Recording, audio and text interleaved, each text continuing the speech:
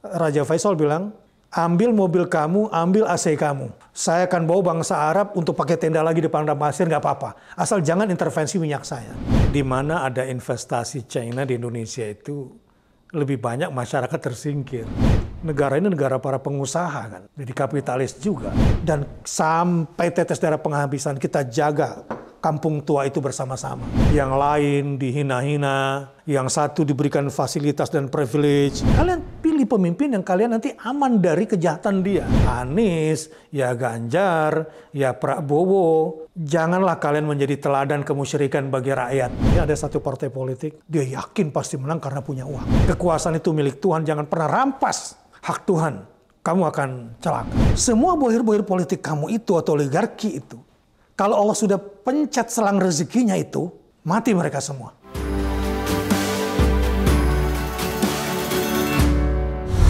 Assalamualaikum warahmatullahi wabarakatuh. Selamat datang di channel Abraham Samad Speak Up. Seperti biasanya, hari ini saya tidak sendiri. Saya menghadirkan seorang tamu yang luar biasa. Kenapa saya katakan luar biasa? Beliau ini orang yang sangat terkenal. Sebenarnya walaupun saya tidak memperkenalkan, pasti semua netizen mengenalnya. Tapi tidak masalah, saya memperkenalkan ulang Ustadz Bahtiar Nasir LCMMM. Assalamualaikum Ustadz. Waalaikumsalam warahmatullahi wabarakatuh. Sehat Ustadz? Alhamdulillah. Kalau sudah alhamdulillah ini kita sudah senang ini berarti aman Ustadz ya, nggak ada masalah. Kalau orang Makassar bilang sehat-sehat. Sehat. Ustadz sekarang lagi memimpin apa tuh? Jalinan Alumni Timur Tengah se-Indonesia. Oke. Itu seluruh universitas di Timur Tengah plus India, Pakistan, Turki termasuk cabangnya di Indonesia itu bergabung di bawah organisasi kita. Rupanya disuruh jadi marbot di situ ya. Diberi amanah ini Ustadz ya. Dan amanahnya pasti berat Ustadz. Nah luar biasa karena yang di ini minimal S1 kan. Dan bidang agama mayoritas. Walaupun betul. Ada juga bidang umum lainnya. Oke. Ustadz ini kita mau bincang-bincang sedikit nih, ringan aja Ustadz. Senang sekali. Ini kan kalau kita lihat tiba-tiba ada peristiwa yang menghentakkan kita sebenarnya. Peristiwa penggusuran Rempang. Wah berat nih pertanyaannya nih. Saya melihat begini Ustadz ya, kalau kita melihat bahwa peristiwa Rempang ini seolah-olah, ini yang saya tangkap ya, ini spekulasi subjektif saya. Saya menangkap bahwa pemerintahan ini justru tidak memberi dukungan yang kuat bagi masyarakat lokal di Rempang, justru sebaliknya memberikan privilege, keistimewaan kepada China. Jadi saya menangkap seolah-olah China ini menjadikan aparat negara kayak tukang pukul aja. Lihat aja tuh Panglima ngomongnya itu kan kayak tukang pukul kan. Yang saya ingin tanyakan ke Ustadz, apa sih sebenarnya yang terjadi di balik peristiwa ini? Dan bagaimana posisi politik keumatan dalam konteks ini? Luar biasa ini pertanyaannya. Kelas tinggi ini. Enggak lah Ustaz. Baik. Ya memang kita lihat dari fakta saja ya. Di mana ada investasi China di Indonesia itu lebih banyak masyarakat tersingkir. Bahwa ada tenaga kerja datang dari luar juga ada. Selain masyarakat setempat. Tapi itu tidak lebih dari sekedar yang memenuhi kewajiban atau tuntutan konstitusi di perjanjian. Namun sebagai sebuah entitas bisnis, negara sebetulnya tahu bahwa berapa yang masuk ke negara dan berapa yang keluar. Dari hasil bumi, lah yang diizinkan diambil katakanlah nikel, tapi kan rare earth-nya ya, itu lebih mahal dari semuanya kan. Artinya kalau kita mau bicara jujur, sebetulnya ini saya mengetuk ya hati para pemimpin negeri langsung lah, karena tajam sekali. Di wilayah kita berbicara, ya apa yang kita sebut selembar kertas sebagai hukum pun, lalu menjadikan masyarakat sebagai objek pelanggar hukum, kan terlalu kejam. Padahal Anda tahu juga asal muasal selembar kertas ini dari mana asalnya, sehingga dengan selembar kertas ini Anda bisa ya memperlakukan mereka seakan-akan bukan penduduk asli. Jadi dari dua sisi itu Pak, jadi dari sisi output dari sebuah investasi yang harusnya menyejahterakan ya baik masyarakat maupun pemerintah daerah, kita lihat apa yang terjadi selama ini. Mulai dari batu bara di Kalimantan sekarang masuk ke Sulawesi Tengah, mungkin sampai ke Papua di nikel, sekarang mau pasir silika di Batam tempatnya, tapi kan akan menyedot semua pasir silika, Bangka Belitung yang 98-99%. Dan itu untuk teknologi ke depan luar biasa kan, untuk teknologi. Memang kelihatannya untuk kaca dan solar system, enggak begitu kan ke depan. Ini kan cuma cover. Semua, terutama teknologi tinggi kan membutuhkan pasir silika.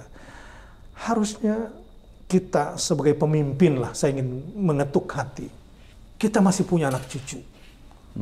Dan di tengah negara sedang tidak ada adik kuasa, Indonesia berpotensi loh. Menjadi adik kuasa. Menjadi adik kuasa. Utamanya di Asia ya? Di Asia, menjadi blok baru bahkan. Ya, kita masih bersabar sebentar lah untuk hilirisasi dengan tidak membohongi diri. Mohon maaf saya menggunakan istilah itu ya. Buat apa kita gembar-gembor hilirisasi kalau ternyata tenaganya bukan kita cuma buru-buru biasa. Tidak ada transfer knowledge. Transfer of technology. Transfer of technology. Buat apa? Dan saya kira negara juga sudah tahu lah itu. Apalagi kalau sampai dicampur adukan kepada kepentingan politik sesaat. Ini benar. Iya, memperkaya diri, memperkaya golongan, ingin membangun dinasti, kekuasaan mulai dari Anda yang di atas sampai ke BP Batam.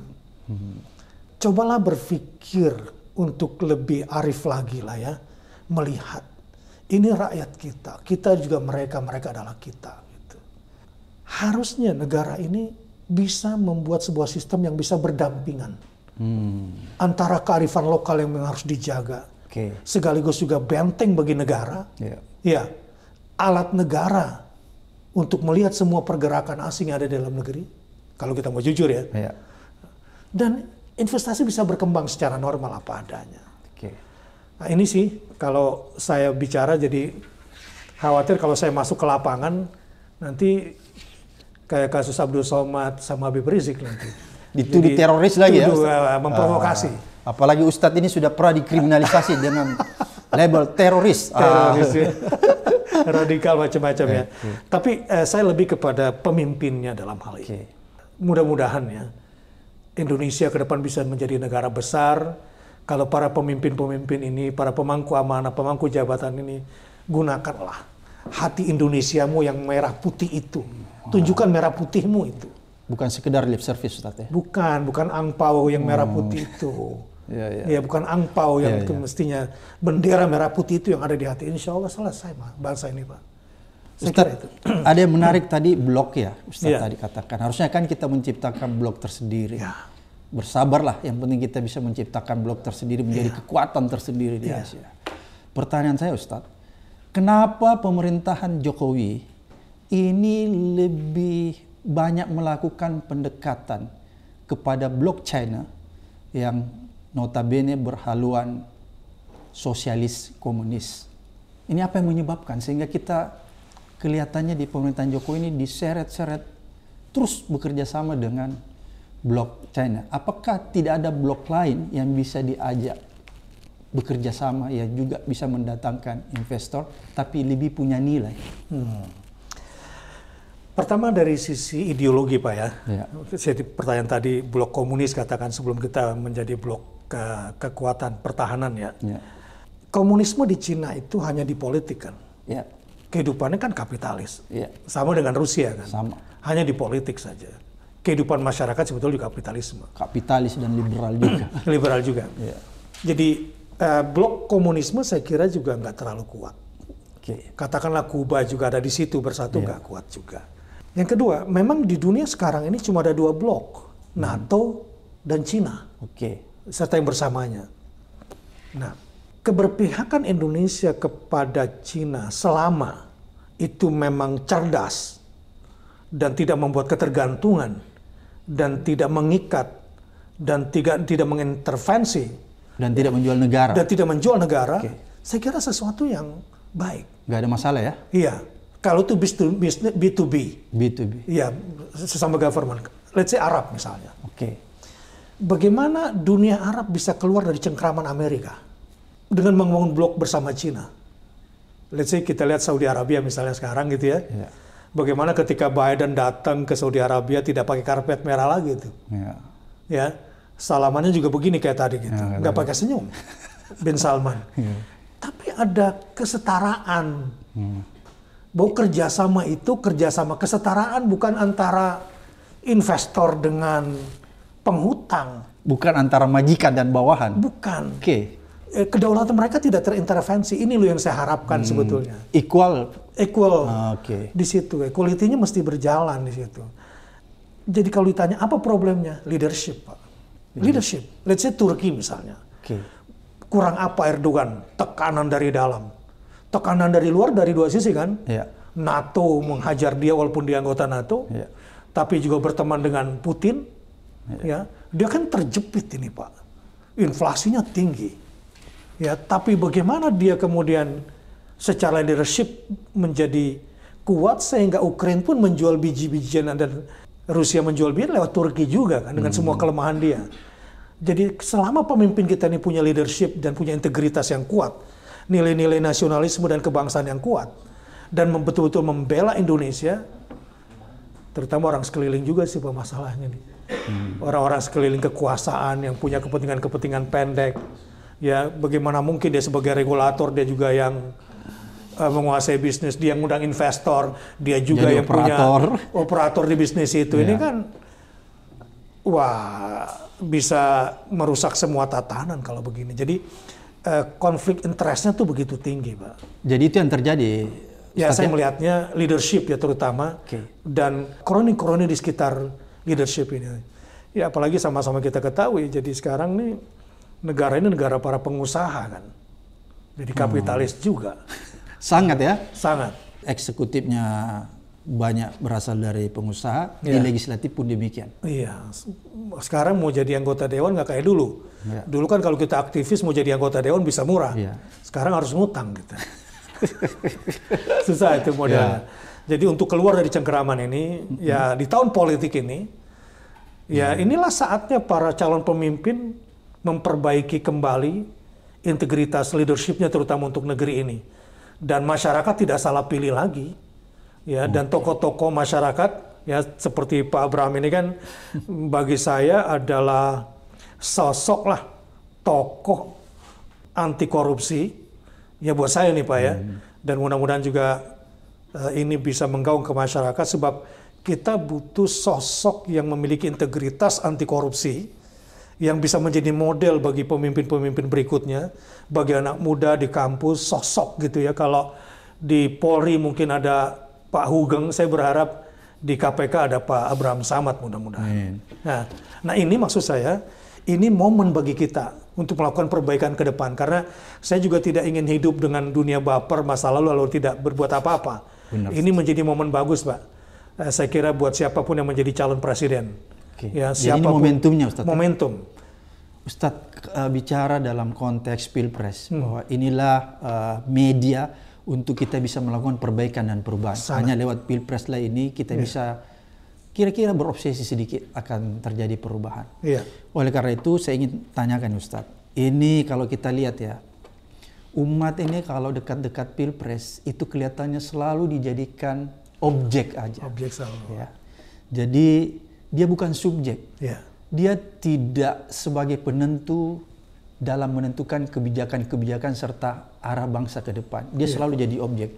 Dan dia menjadi objek elektoral saja ketika mau Pilpres.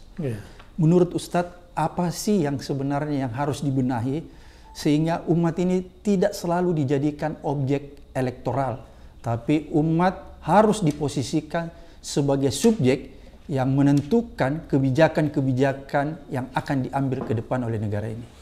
Baik, untuk bisa menjadi subjek, umat Islam nggak bisa meminta. Dia harus membentuk dirinya. Dan menuju objek, biasanya kita dipecah belah dulu. Sebelum mereka menjadikan kita objek, kita dipecah dulu, diadu, biasa itu selalu. Divide et impera ya? Iya, selalu.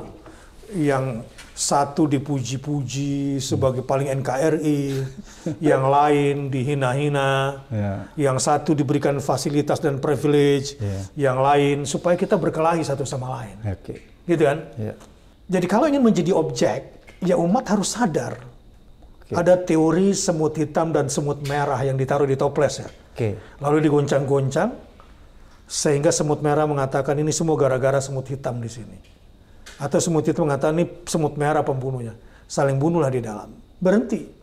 Lihat siapa yang menggoncang toples ini. Kasus Rempang pun demikian. Uang 170 lebih triliun katanya. Mimpinya kan gitu. Kita juga belum lihat udah parkir belum duitnya di sini. Itu kan baru angka juga. Kemudian tiba-tiba goncang, dan ini pasti sudah banyak yang bermimpi juga mendapatkan saluran uang dari sini toh. Apalagi di tahun politik seperti ini. Ini goncangan terlalu banyak. Let's say begini sekarang, bagaimana cara menjadi subjek saat ini? Case-nya Rempang lah. Umat harus selalu berpikir kalau ada goncangan dan akan dipecah belah. Cepat sadar siapa yang menggoncang toples saya. Kalau begitu Rempang ini ada semacam konspirasi ya untuk memecah belah. Wah, ini kalau udah begini sih udah banyak masuk, Pak. Awalnya mungkin tidak ada. Katanya sih miskomunikasi atau apalah. Tapi kan cara mereka tergesa-gesa kan berarti sudah ada nih yang bermain kan. Ya, Pak. Udah ada yang menunggangi nih. Apalagi kan Melayu identik dengan Islam.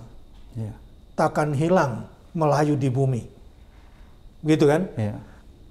Kalau Melayu sudah tidak Islam, tidak Melayu lagi. Kalau orang Minangkabau tidak Islam, tinggal kabaunya.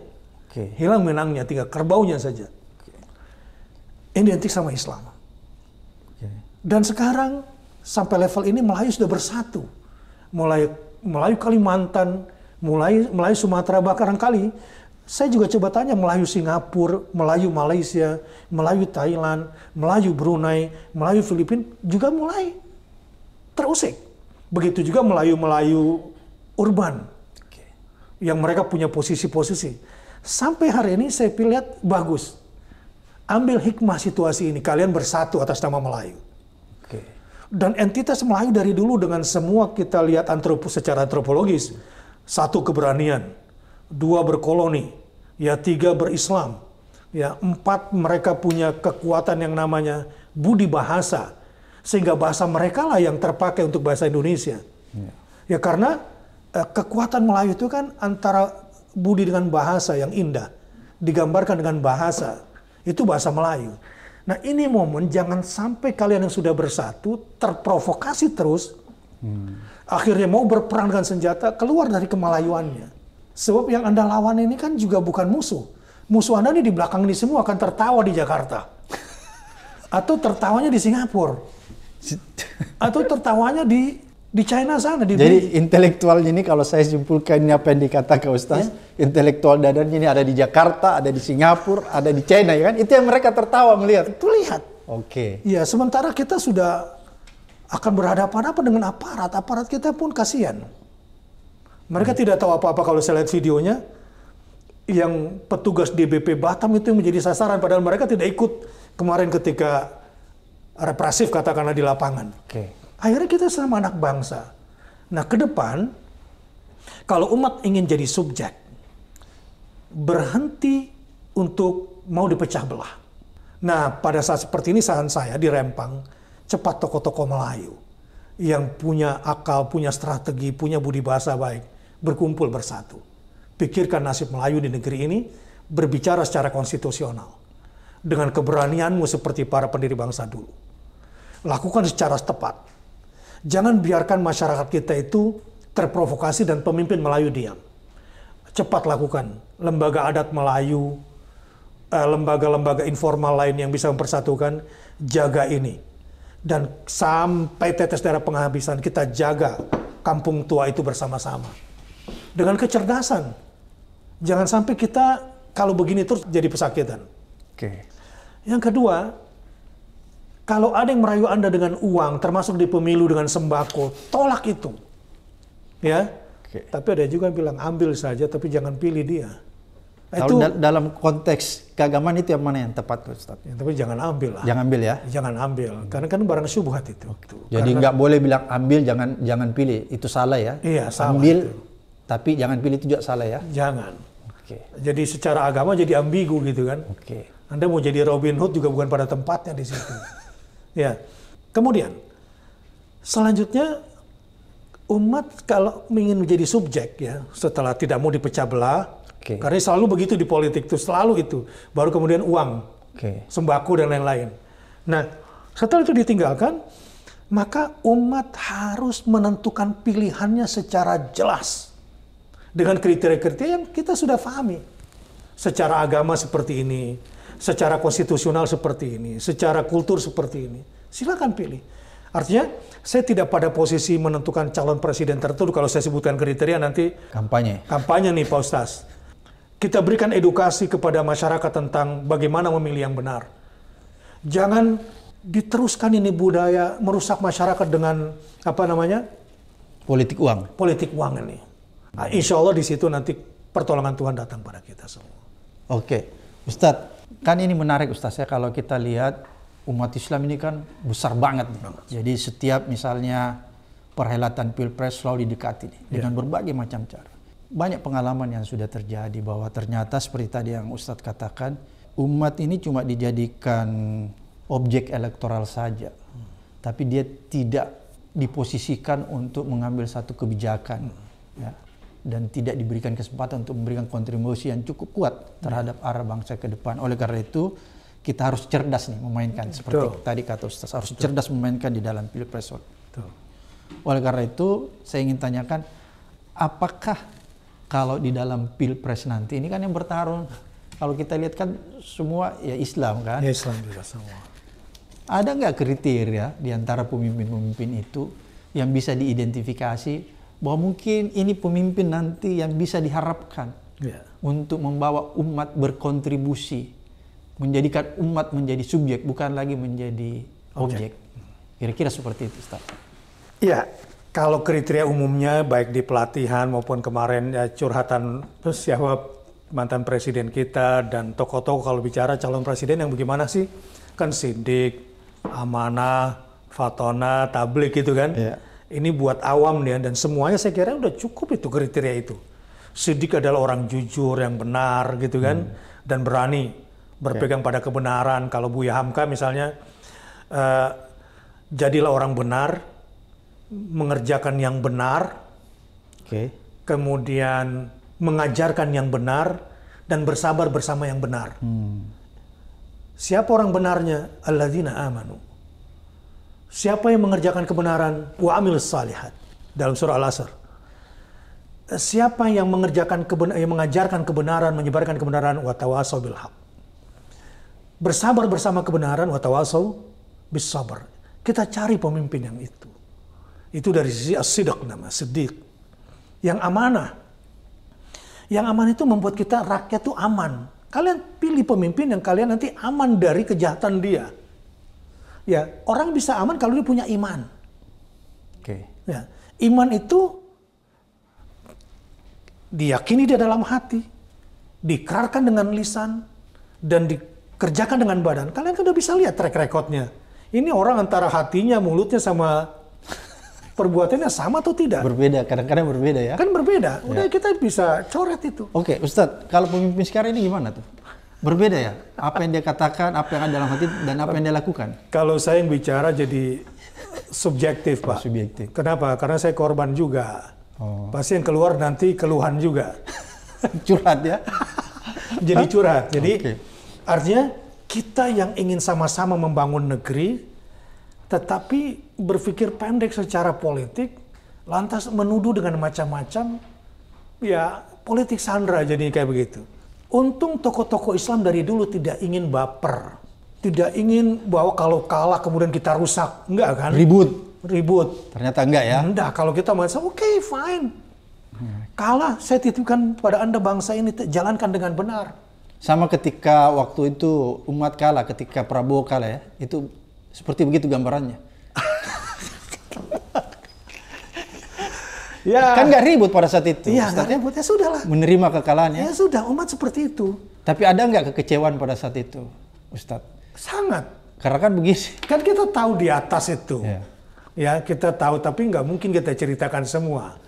Coba ketika umat lagi berharap, berdoa di depan MK agar terjadi keputusan yang benar. Yang di atas tahu bahwa itu pekerjaan yang kasihan ya umat ini ya. Berdoa di depan MK supaya Prabowo dimenangkan kan gitu. Sementara Pak Prabowo sendiri sudah tahu. Saya tidak tahu juga apa ini. Sudah tahu kalah. Oke. Ustadz, tadi kan Ustadz sudah sebutkan nih kriteria calon pemimpin itu bagi umat. Di antara ketiga orang ini, apakah sudah memenuhi kriteria itu? Ini agak berat nih pertanyaan Ustadz. Tapi ini kan peran Ustadz itu harus menuntun umatnya. Ihdinas siratal mustaqim. Ya, pertama kan ada dua. Pernyataan saya sebagai ketua Jalin Al Timur Tengah yang berada di semua kubu, ya. Netral ya. Dan yang kedua saya di bilik suara. Oke. Ya, ini di bilik suara pastilah. Punya pilihan. Pilihan saya sudah jelas. Oke. Ya. Walaupun Ustadz nggak bilang saya udah bisa menduga-duga ya. Iya. Nggak usah diucapkan. Nggak usah diucapkan. Iya. Ya. Ya, bagaimana kita menghalang uang oligarki kan? Ya. Dulu sampai kalah uang mereka tuh. Ya. Waktu di mana ini? Jakarta? Mungkin. Ustadz ini sudah terlalu sopan saya lihat kali ini. Jadi itu sudah terbukti kan? Ya, jadi dengan kekuatan, dengan persatuan bisa mengalahkan oligark di Jakarta pada saat itu ya, untuk pemilihan gubernur. Oke. Uang mereka nggak berdaya kan?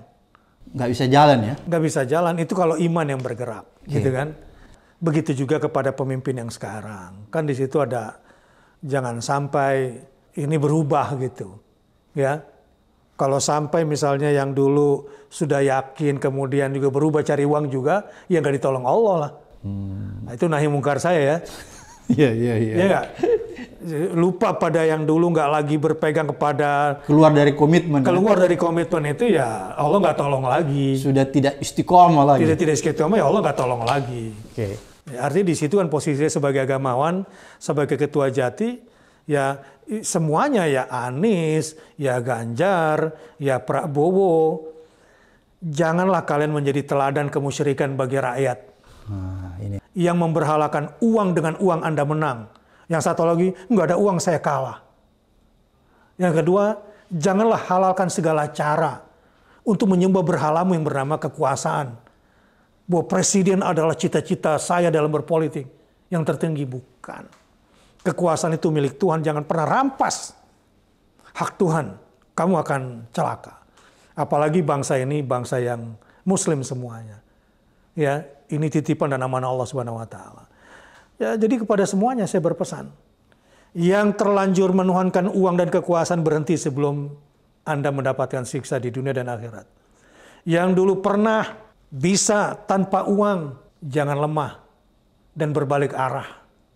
Nah, kita semua masyarakat, terutama para intelektual ini berada di belakang kebenaran, siapapun dia, gitu.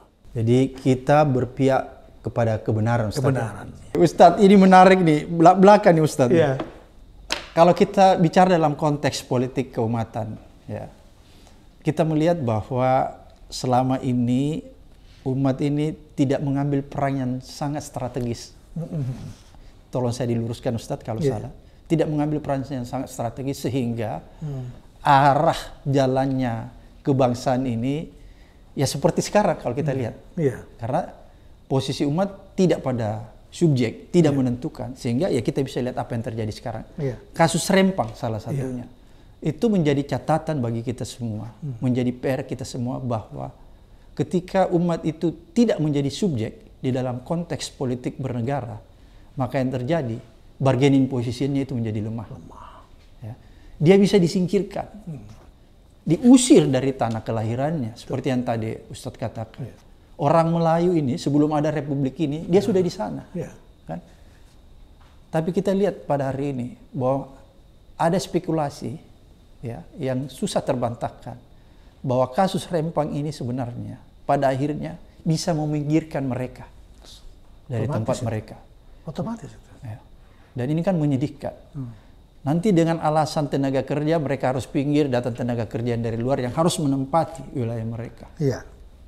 Oleh karena itu menurut saya apa yang harus sebenarnya dilakukan ya Ustadz ya dalam konteks politik keumatan agar supaya hal-hal seperti yang terjadi sekarang ini itu tidak akan terulang lagi. Kira-kira bagaimana Ustaz? Oke, ada dua yang saya mau dudukan dulu. Oke. Ya, saya dudukan. Pertama dari sisi sosial politik kita, yang kedua dari sisi akidah, keagamaan kita. Sebab kita bicara politik keumatan. Dari sosial politik, sejak tahun 1955 Masyumi dibubarkan sampai sekarang, Islam kan nggak pernah memegang kekuatan politik, nggak pernah memegang kekuatan ekonomi kan, gitu ya. Tapi pertanyaannya, apakah pertumbuhan Islam tidak terjadi di Indonesia? Apakah Islam tidak berkembang di Indonesia? Sampai menjadi Islam terbesar sedunia. Indikator-indikator sederhananya, walaupun dengan semua kekurangan kita, satu lembaga-lembaga tahfidz itu menyebar ke seluruh Indonesia. Di mana ada lembaga tahfidz, orang tua menyekolahkan anaknya. Sekolah-sekolah Islam tumbuh kembang. Ekonomi syariah unstoppable. Walaupun dulu digencet dengan undang-undang yang tidak menguntungkan, pada akhirnya mereka ambil uang syariah juga. Filantropi Islam, akhirnya uang zakat dipakai juga. Dipakai bangun infrastruktur. Pencitraan bahkan ya, pakai uang umat juga. Unstoppable pertumbuhan Islam di Indonesia. Bahkan fashion, hijab, pameran fashion, pameran buku. Kalau nggak ada Islam, nggak rame. Artinya apa? Alhamdulillah, kultur Islam di Indonesia itu tidak bergantung sebetulnya pada kekuatan politik. Tidak bergantung, tapi politik bisa menjadi faktor mempercepat pertumbuhan dan memperkuat kembali posisi dakwah Islam untuk kepentingan kebangsaan. Itu. Tapi selama ini walaupun lemah, pertumbuhan nggak bisa dihambat kan. Jadi kekuatan Islam di Indonesia itu bukan pada ekonominya dan politiknya. Sama halnya dengan Arab. Kalau Erdogan kemarin kalah, atau MBS ini di Saudi ini kalah, mungkin bisa digantung atau ditembak sama saudaranya kan. Sama kayak Adnan Menderes di Turki kan. Andainya Erdogan kalah, digantung di sana. Artinya sangat membutuhkan politik. Di Indonesia agak berbeda sepertinya. Nah, jadi kekuatan dakwah inilah sebetulnya di Indonesia ini menjadi motor utama pertumbuhan Islam. Dakwah di berbagai bidang ya. Nah, tetapi bukan berarti kita kemudian lalai terhadap politik. Ini juga yang menyebabkan barangkali orang Indonesia ini lalai. Karena melihat Islam tumbuh kembang, sudahlah, ngapain sih ikut-ikut politik? Gitu ya? Karena mereka bisa nyaman sebetulnya tanpa politik. Itu juga dijadikan dalil oleh yang mau berkuasa. Islam gak usah masuk. Nah, apalagi kalau ada istilah dulu kan, Islam ibadah fasilitasi. Islam ekonomi waspadai. Islam politik cabut sampai ke akar-akar, itu kan kata M. Natsir tuh. Itu beliau alami terus dan sampai sekarang. Akhirnya beliau turun di dunia dakwah kan. Berdirilah DDI itu. Nah, baik. Itu dari sisi sosial yang mesti kita pahami. Artinya apa? Alhamdulillah. Umat sebetulnya punya kekuatan sosial. Persoalan sekarang ini masih dipecah belah oleh dua berhala sekarang ini. Saya masuk ke yang kedua nih, masalah akidah. Kalau umat ingin jadi subjek dan pemenang. Ada dua berhala dalam politik Indonesia nih. Satu uang, dua kekuasaan. Ini menjadi berhala baru yang disembah. Ya, disembah sudah ini dua ini. Ya, katakan misalnya ada satu partai politik, dia yakin pasti menang karena punya uang. Ya, yang satu lagi kita lemah. Calon presiden yakin dia punya duit. Calon presiden yakin karena dia punya uang. Padahal belum tentu. Belum tentu. Dan ini udah pemberhalaan saya katakan. Karena sekarang sudah menjadi semacam akidah kan, punya uang menang. Banyak uang bisa jadi caleg kan gitu. Bisa jadi bupati, bisa jadi gubernur, walaupun integritas tidak ada. Tidak ada. Jadi uang untuk meraih kekuasaan, dua berhala ini. Ya, yang terjadi di masyarakat. Inilah mungkin barangkali dalam syirik politik Indonesia sekarang. Mungkin istilah baru saya kan. Ketika uang dan kekuasaan sudah menjadi Tuhan baru, berhala baru. Gimana umat mau menang dan bisa menang? Kembali kepada dasar politik yang sesungguhnya. Qulillahumma malikal mulk. Tu'til mulka man tasha wa tanzilul mulka mimman tasha wa tu'izzu man tasha wa tudhillu man tasha. Biyadikal khair innaka ala kulli syai'in qadir. Katakanlah, malikal mulk lah semua kekuasaan itu. Siapa itu malikul mulk? Allah lah. Penguasa semua penguasa berikut semua yang dikuasainya. Raja semua raja berikut semua kerajaan yang dikuasai oleh para raja. Umat ini buat dulu mindsetnya. Supaya berhenti dari pemberhalaan uang dan kekuasaan ini. Semua milik Allah. Gitu kan? Iya Ustadz, tapi kan itu teori. Sekarang buktinya uang yang main kan gitu. Iya. Di dalam surat Al-Waqiah dijelaskan. Gitu ya. Misalnya tentang apa? Amman hadzal ladzi huwa jundul lakum yansurukum min dunir rahman. Sebelumnya, amman hadzal ladzi yarzuqukum in amsaka rizqah.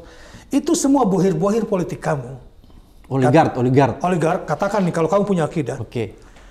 Semua bohir-bohir politik kamu itu atau oligarki itu, kalau Allah sudah pencet selang rezekinya itu, mati mereka semua. Kamu punya keyakinan itu enggak? Oke. Sihir itu kan terjadi kalau kita yakin dengan tukang sihir kan? Oke. Kalau kita nggak yakin apa yang dia yakini, lemah itu Pak. Apalagi politik penuh dengan intrik, tipu daya, intimidasi kan gitu. Begitu juga tentaramu. Ustadz nggak bisa kita, dia pegang semua hukum. Saya kan pernah diancam begitu. Ustadz punya umat. Saya punya senjata, saya punya pasukan, saya punya penjara. Saya punya undang-undang, digituin saya. Oleh seseorang yang Pak Abraham kenal. Iya. Tapi kalau kita bilang, amman hadzal ladzi wa jundul lakum yansurukum min dunir rahman, apakah semua perangkat-perangkat backing kamu itu bisa memiliki kekuatan hukum kalau bukan karena pertolongan Ar-Rahman? Nah, kalau kita pegang itu, rakyat pegang itu, umat pegang itu, bisa kita jadi subjek. Tapi ini butuh dakwah memang. Oke. Nggak bisa dalam waktu yang singkat ya, Ustaz? Bisa nggak dalam waktu yang singkat ini tersosialisasikan yang baik sehingga pilpres yang kita akan lakukan nanti, bisa nggak dalam waktu dekat ini umat itu memahami konteks itu? Sehingga mereka bisa lebih yakin lagi. Tidak memberhalakan yang namanya uang dan kekuasaan itu. Karena kan dia harus yakin dulu. Karena kalau nggak yakin seperti tadi Ustadz bilang, kan? Bisa nggak dalam tempo yang tidak terlalu lama? Sebetulnya dari sisi konten umat udah pada hafal.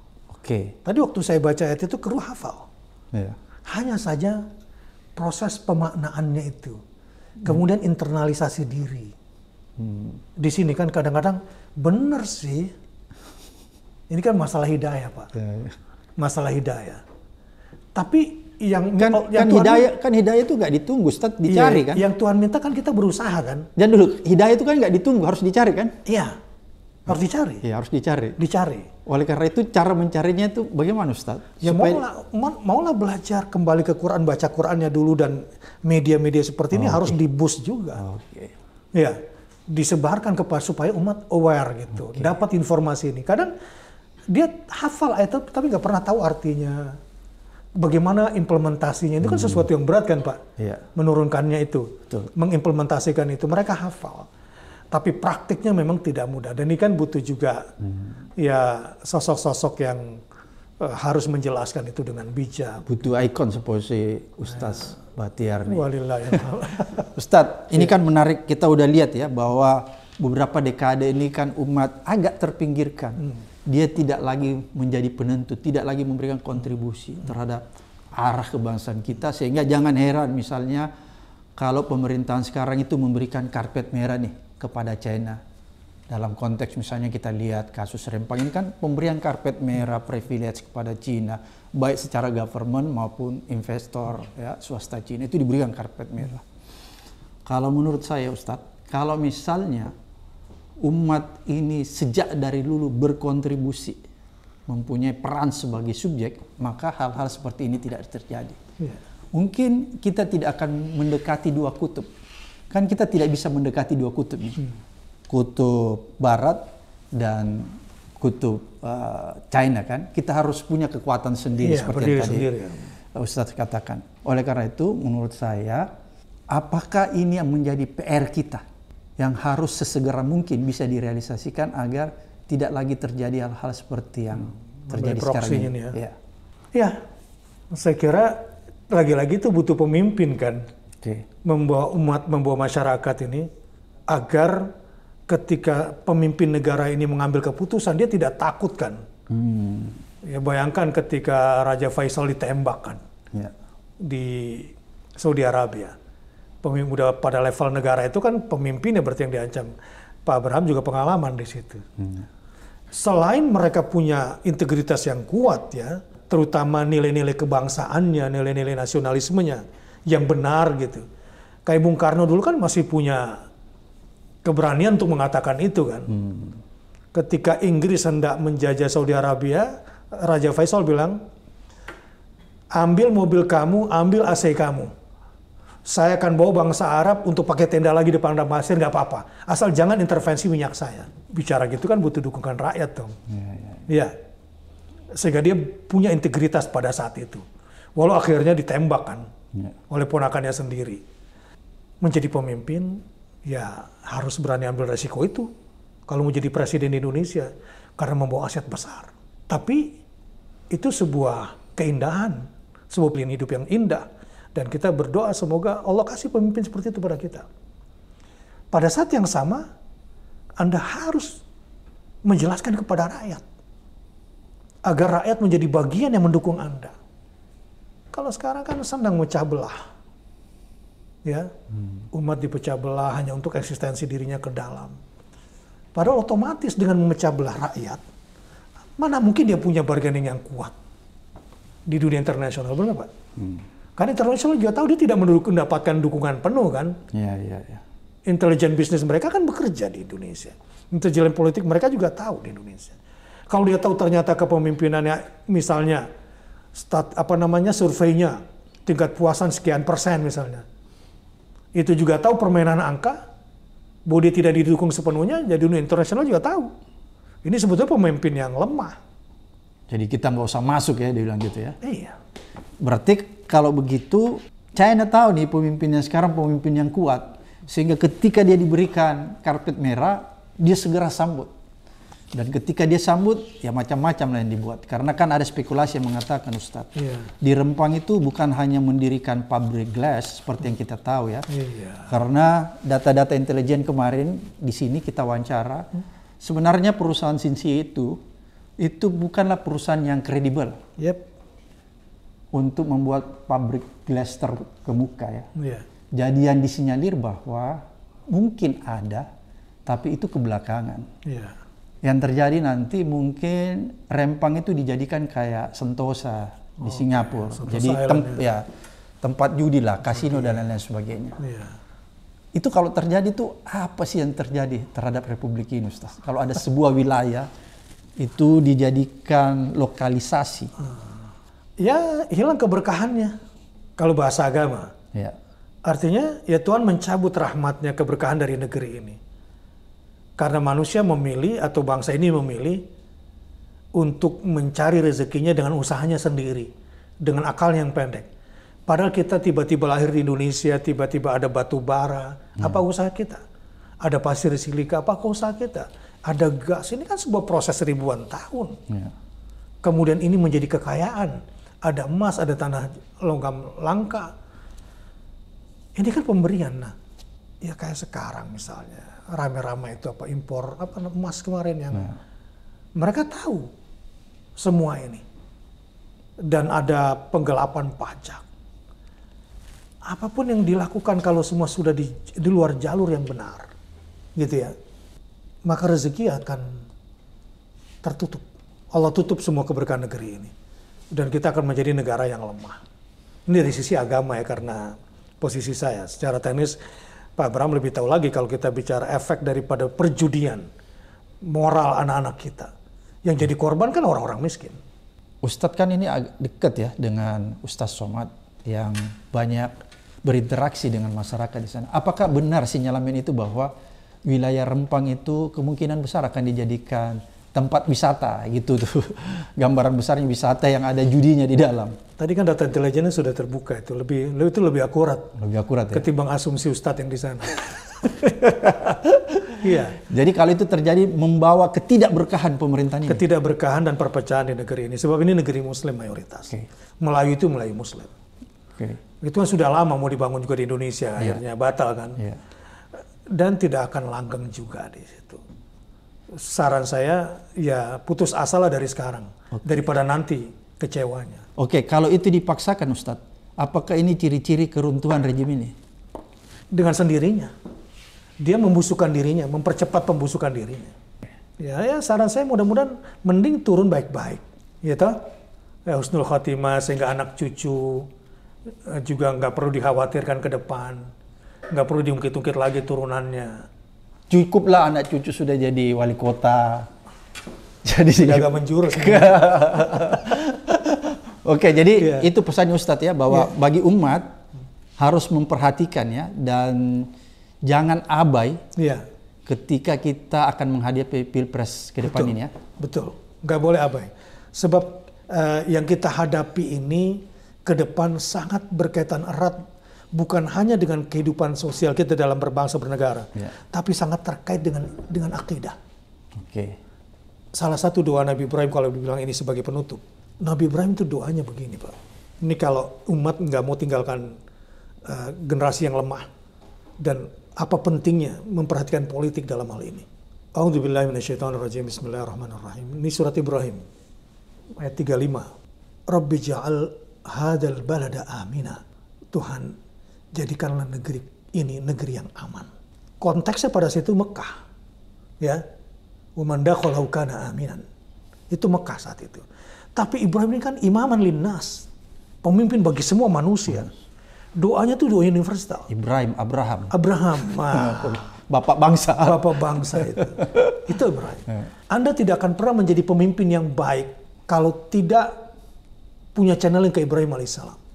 Itu makanya sholat Nabi itu juga dilekatkan dengan sholat Ibrahimiyah. Kama shallaita ala Ibrahim. Kalau ingin jadi pemimpin, doa kita pun begitu. Doa Nabi Ibrahim pada hakikatnya itu doa universal untuk sebuah bangsa. Tetapi apa gunanya negara aman kalau terjadi kesyirikan? Maka doa selanjutnya, wajnubni wa baniya an na'budal asnam. Jauhkanlah aku dan jauhkan pula keturunanku agar mereka tidak menyembah berhala. Berhala ya. Nah, sekarang berhala apa yang sedang marak dalam sosial politik kita, dalam konteks kenegaraan kita? Uang, kekuasaan. Dia lakukan apa saja untuk doa ini kan? Segala cara, seperti orang yang sudah menyembah berhala itu, segala cara. Jadi kalau membangun judi di Rempang itu juga termasuk ya? Ya, karena uang kan, ujungnya uang. Berhala ya? Iya, uang untuk mempertahankan kekuasaan yang singkat ini. Jadi syirik? Jadi syirik. Nah itu pentingnya umat ini meyakini bahwa sangat erat hubungannya. Membangun sosial politik atas nama agama untuk keamanan negara. Dan aman itu tujuannya agar anak keturunan kita terbebas dari penghambaan terhadap berhala itu. Jadi pertanyaannya, penting nggak ngurusi politik? Sepenting akidah dalam kasus ini. Kalau Anda tidak mau anak keturunan Anda juga rusak dengan berhala kekuasaan dan uang seperti ini, perbaiki dengan cara memilih pemimpin yang amanah, ya, as-siddiq, amanah, tabligh, fatonah, kira-kira begitu. Dan kita pun sebagai umat terus berdoa seperti doa Nabi Ibrahim alaihissalam. Itu senjata kita, Pak.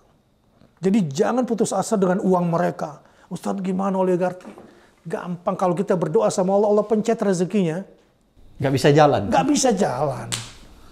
Jangan bertuhan kepada uang dan oligarki itu. Lawan oligarki itu ya? Lawan dengan doa ini. Kalian lemah kan? Kalian mustadafin, kalian dilemahkan.